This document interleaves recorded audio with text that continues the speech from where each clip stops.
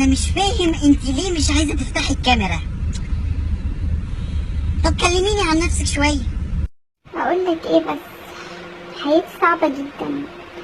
بابا مش عايز يجوزني، ماسك فيا زي عريس من جهه امنيه بالظبط. طب ومامي؟ مامي ايه اخبارها؟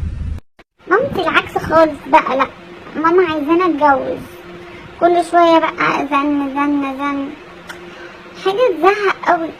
طب بصي انا هقول لك على حاجه، انا ممكن اتجوزك بس اشوفك. افتحي الكاميرا بقى، ما تبقيش قفيله بقى. طيب ماشي موافقه، هفتح الكاميرا بس توعدني ما تسيفهاش. يا ستي مش هسيبها، خلاص بقى، يلا يلا مستني اهو بقى، يلا. بخ.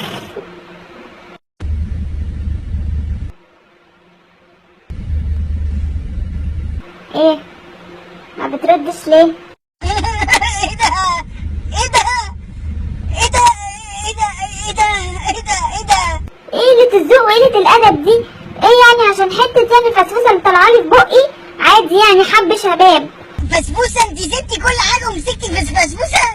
انت مش شايفه خلقتك ولا ايه؟ ايه ده؟ انت عامله كده ليه؟ انا كل ده بكلمك انت؟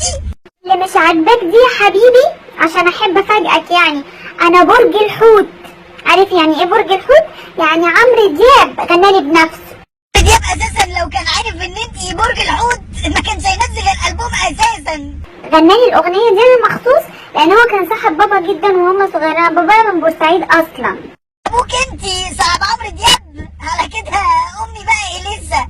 امشي بقى، انا هقفل في وشك. يا وحشه، حسبي الله ونعم الوكيل فيكي.